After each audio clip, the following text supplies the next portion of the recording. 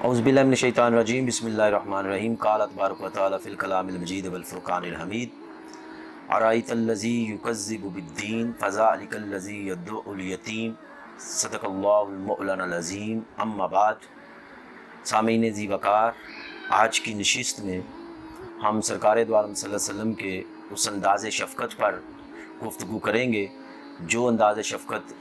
यतीमों के हवाले से मुस्तफ़ा करीम ने उम्मत को अता फ़रमाया। अराइतल्लज़ी युकज़्ज़िबु बिद्दीन, कि ऐ मेरे हबीब मुकरम, क्या आपने उस शख्स को देखा जो दीन को जुटलाता है। फ़ज़ालिकल्लज़ी यद्दुउल यतीम, और यतीम को अपने दरवाज़े से धक्के देता है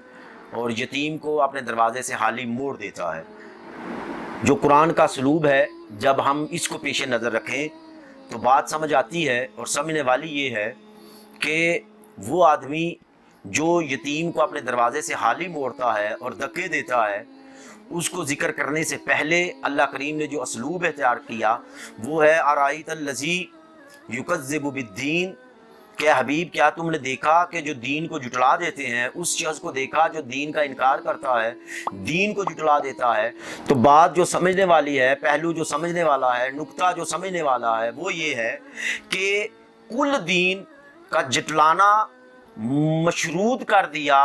एक यतीम को धक्के देने से। यानी जो आदमी यतीम को धक्के देता है वो सारे दीन पर भी अमल करता हो, वो नमाजें भी पढ़ता हो, वो रोज़े भी रखता हो, वो हज भी करता हो, वो ज़कात भी देता हो, वो शब जिंदादार भी हो, रातों को जागने वाला भी हो, ज़ुहद तकवे का इमाम भी हो, उसके पास सारी इबादत का बहुत बड़ा पहाड़ भी हो, लेकिन अगर यतीम को धक्के देगा, किसी मस्कीन को, मजबूर को, बेकस को, बेसहारा को अपने दरवाजे से लुटा देगा और उसकी ज़रूरत पूरी करने की अहलियत रखने के बाद भी लुटा देगा, तो अल्लाह करीम ने फरमाया हकीकत में उसने किसी एक यतीम को नहीं जुटलाया, बल्कि उसने मेरे सारे दीन को जुटलाया है। और उसकी सारी इबादत और सारी रियाजत और सारा ज़ुहद और सारा तकवा जो है वो कार आमद नहीं है उस वक़्त तक जब कि वो यतीमों को अपने दरवाजे पर उनके साथ अंदाज़े शफ़क़त के साथ पेश नहीं आता।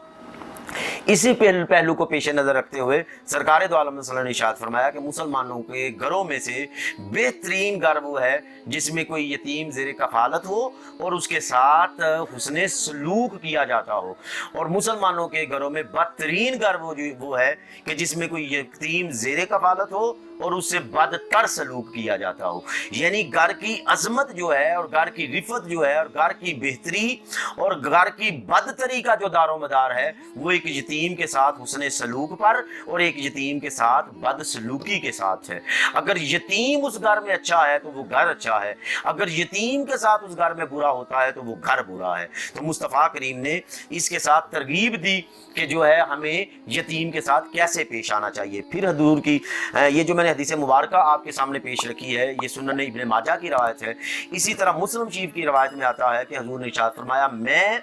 और यतीम की कफालत करने वाला, यानी मैं मुस्तफ़ा और वो आदमी जिसके घर में कोई यतीम हो और वो उस यतीम के साथ अच्छा कफील बन के रहे, उसकी अच्छी कफालत करे, उसके हकूक का पास करे, उसके खाने पीने का, उठने बैठने का लिहाज करे, अपने बच्चों की तरह उनसे भी बढ़ के उनके साथ उसने सलूक करे और उसने कफालत की हो। हजूर ने फरमाया कल क़यामत को जिस तरह ये मेरी दो उंगलियां हैं जुड़ी हुई मुतसिल अपने साथ, इसी तरह कल क़यामत को यतीम की कफालत करने वाला और मैं मुस्तफ़ा जो है वो जन्नत में इकट्ठे होंगे। और इसकी रोशनी में ये मुस्लिम शरीफ की हदीस मुबारक है। अब इसकी रोशनी में मुझे मुस्तफ़ा करीम की हयात तैयबा का एक बड़ा खूबसूरत वाक़या जो है वो मेरे जहन में आ रहा है। मैं मुनासिब समझता हूँ कि यहाँ मैं सुना दूँ। मुस्तफ़ा की बारगाह लगी हुई है और हजूर के जमी सहाबा तशरीफ़ फरमा है। अबू बकर भी बैठे हैं, उमर भी बैठे हैं, उस्मान गनी भी बैठे हैं, अली अल मुर्तज़ा भी बैठे हैं, तलहा, साद, सईद रिदवान अल्लाह ताला मजमाइन, हजूर के जमी सहाबा किराम रिदवान अल्लाह ताला मजमाइन तशरीफ़ फरमा है। अचानक एक यतीम बच्चा तशरीफ़ लाता है और हजूर की बारगाह में आता है और आके कहता है कि ए कायनात के ताजवर, ए मेरे मुस्तफ़ा करीम, ए नबियों के सरदार, मैं एक यतीम बच्चा हूँ, मेरे वालिद दुनिया से चले गए हैं, मेरे घर में एक बेवा माँ है, एक मेरी बहन है और एक मैं हूँ। हजूर हम मफलूकुल हाल हैं और कई दिनों से हमने खाना नहीं खाया। हजूर अगर आप हमें खाना खिला देंगे तो अल्लाह आपको खाना खिलाएगा और अल्लाह आपको खिलाएगा। हजूर उसके अंदाज़े अदब पर اور حضور اس کے انداز طلب پر اور اس کے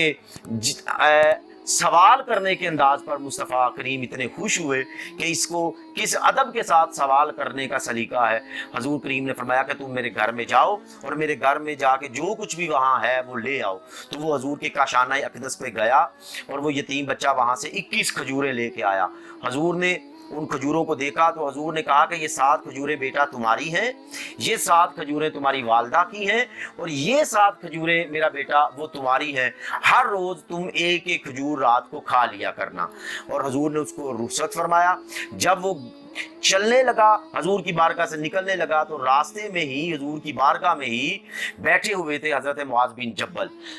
تو بعض روایات میں آتا ہے حضرت سعد بن ابی وقاص۔ تو حضرت معاذ رضی اللہ تعالیٰ عنہ نے اس کو روکا، اس کے سر پر دست شفقت پھیرا اور حضور نے فرمایا اللہ تجھ پر اپنا کرم کرے، اللہ تیرے حال پر اپنا کرم کرے اور تجھے اپنے والد کا صحیح جانشین اور وارث بنائے۔ اور جب یہ دعا دی تو وہ بچہ چلا گیا اور حضور نے پوچھا کہ اے معاذ، تم نے یہ جو انداز اس بچے کے ساتھ اپنایا ہے، ذرا معاذ مجھے بتانا یہ انداز تم نے کیوں اپنایا؟ فرمایا حضور مجھے میرا جو انداز رحمت تھا اور میرا جو طبع رحمت تھی اور اس نے جوش مارا اور میں نے رحمت کے تقاضوں کو پورا کرتے ہوئے اس کے سر پر دست شفقت رکھا۔ تو حضور نے فرمایا اے میرے غلاموں، اے میرے صحابہ، سن لو کہ جو یتیم کے سر پر دست شفقت رکھے گا، اللہ اس کے ہاتھ کے بدلے اس کے نیچے جتنے بال ہوں گے ہر بال کے بدلے اللہ اس بندے کو ایک درجہ عطا فرمائے گا، اس کو ایک نیکی عطا فرمائے گا اور اس کا ایک گناہ معاف فرمائے گا جو یتیم کے سر پر انداز محبت میں اور دست شفقت رکھے گا۔ تو سامعین ذی وقار، یہ وہ پہلو ہے مصطفیٰ کی حیات طیبہ کا جو ہر آدمی کے لیے باعث نور بھی ہے، باعث خیر بھی ہے، باعث برکت بھی ہے، باعث رحمت بھی ہے۔ تو میں تمام احباب جن کو موقع میسر آتا ہے یتیم بچوں کی کفالت کا، میں ان لوگوں سے مخاطب ہوں کہ خدارا ان بچوں کو اپنے ہی بچے سمجھا کریں، کوشش کیا کریں ان کی دل آزاری نہ ہو، چھوٹی چھوٹی باتوں کا خیال رکھا کریں، ان کی دل آزاری نہ ہو، ان کا دل نہ ٹوٹے۔ اللہ کریم کی بارگاہ میں دعا ہے کہ اللہ کریم مصطفیٰ کریم کے نلین پاک کے تصدق سے ہم کو یتیموں کے ساتھ حسن سلوک کرنے کی توفیق عطا فرمائے۔ وما علینا الا البلاغ المبین۔